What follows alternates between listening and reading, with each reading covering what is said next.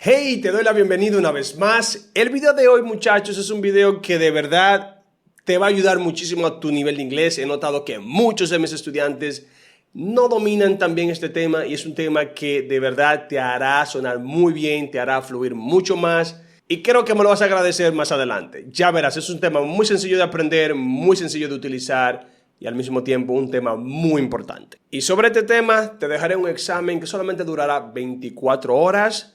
Si eres de los primeros que ve este video durante las primeras 24 horas, tendrás la oportunidad de hacerlo. Así que, vamos al tema. Bien, aquí está el tema.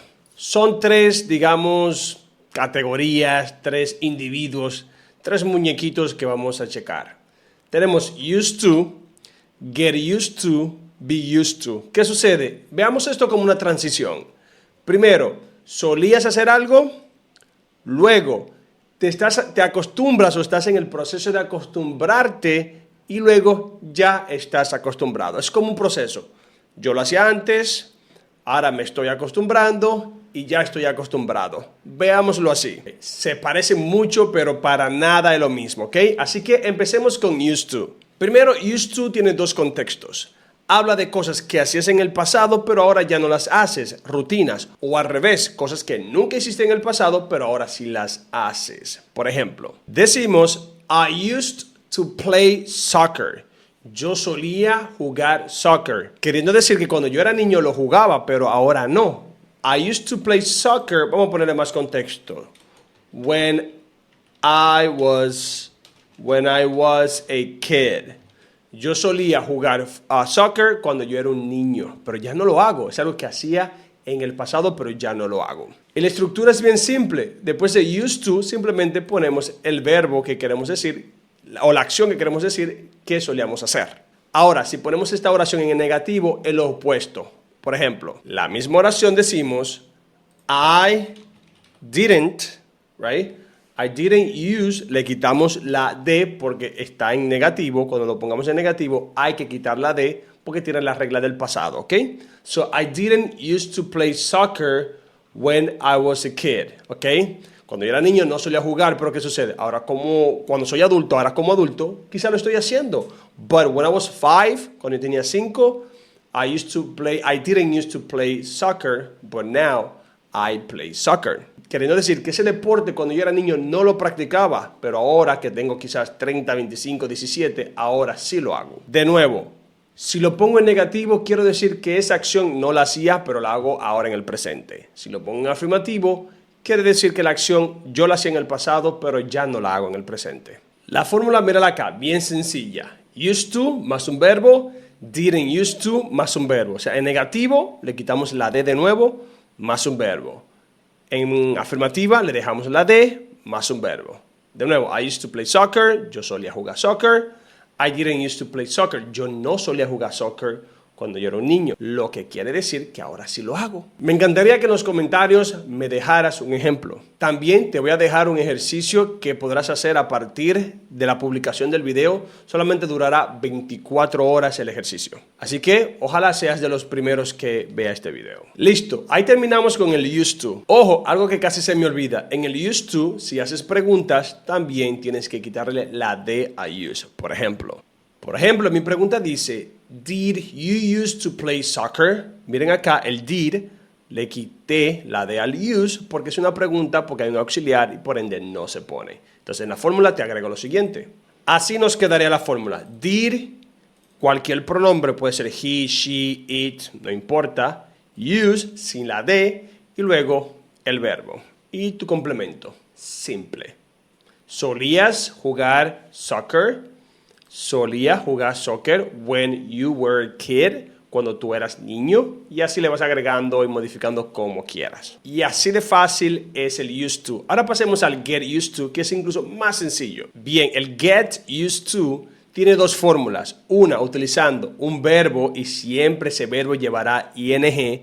Y tiene otra que es el get used to más un sustantivo.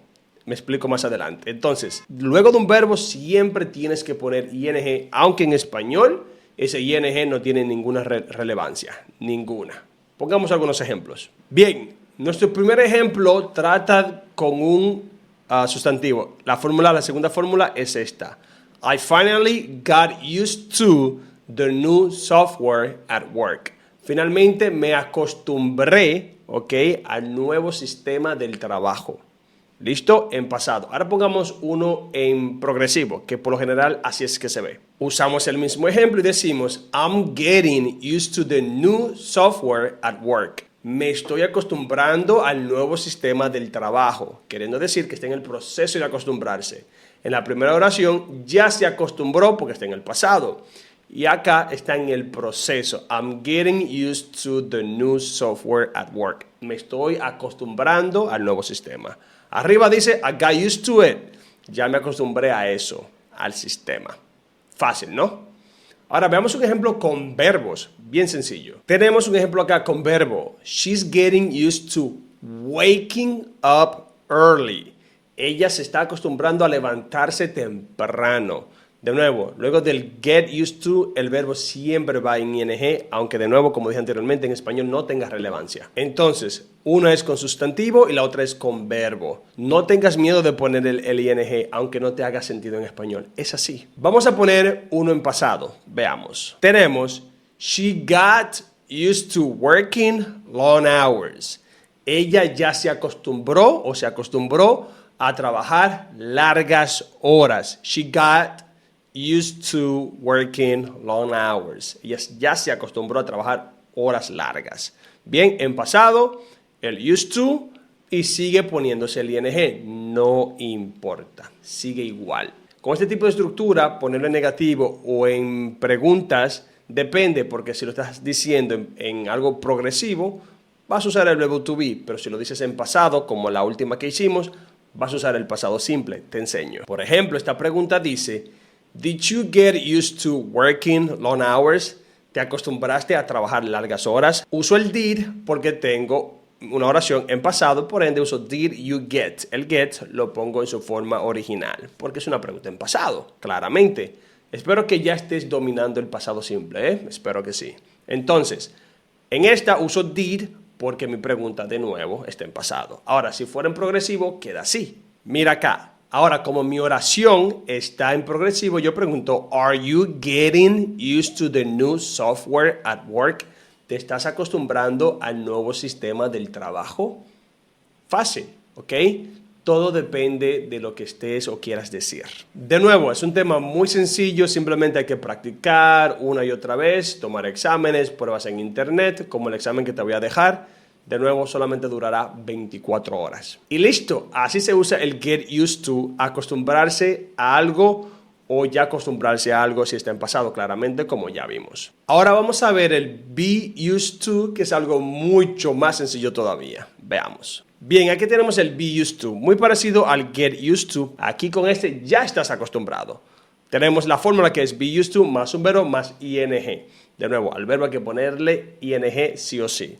Y tenemos el be used to más un sustantivo parecido al anterior. De nuevo, la diferencia entre el get y el be used to es que el get se utiliza para hablar del proceso de acostumbrarse y el be used to indica claramente que ya estás 100% acostumbrado o acostumbrada a algo o a hacer algo. Bien, veamos unos ejemplos. Tenemos nuestro primer ejemplo con un verbo. Dice, I'm used to waking up early for work. Estoy acostumbrado a levantarme temprano, para mí es algo normal. Y de nuevo, el ing, aunque no te haga sentido en español, es correcto. I'm used to waking up early for work. Estoy acostumbrado a levantarme temprano para trabajar. Normal, un ejemplo muy sencillo. Ahora veamos uno con un sustantivo bien fácil. Este ejemplo dice, she's used to the noise living in a city. Y está acostumbrada al ruido de vivir en una ciudad, o al ruido que implica una ciudad. She used to the noise. Está acostumbrada al ruido. Bien, un verbo, un sustantivo. Simple. Veamos dos ejemplos más. Nuevamente, un ejemplo con un verbo dice, they are used to dealing with difficult customers. Ellos están acostumbrados a lidiar con clientes fastidiosos o difíciles. Bien, de nuevo, ing, están acostumbrados a lidiar, no lidiando, a lidiar. Bien, El próximo ejemplo dice, he's used to the pressure of public speaking. Él está acostumbrado a la presión de hablar en público, ¿ok? De nuevo, presión es un sustantivo, ¿bien? Sustantivo, verbo. Y así de fácil es. Y para hacer preguntas, simplemente utilizas el verbo to be. Y para hacer preguntas es fácil, el verbo to be. Observa. Tenemos, is she used to the noise living in a city? ¿Está ella acostumbrada al ruido de una ciudad? Listo, simplemente pones el verbo to be ahí y listo. Y si es negativa, simplemente niegas el verbo to be y listo. Veamos. Por ejemplo, lo quiero negar y digo, they aren't used to. Ellos no están acostumbrados y listo. En también, por ejemplo, he is not used to the public. He's not used to the pressure of public speaking. Simple. Simplemente mueves el verbo to be hacia atrás para preguntas o lo niegas para las negativas y problema resuelto. Repasemos brevemente. Used to para hablar de cosas que ya no haces o cosas que no hacías antes, pero ahora sí.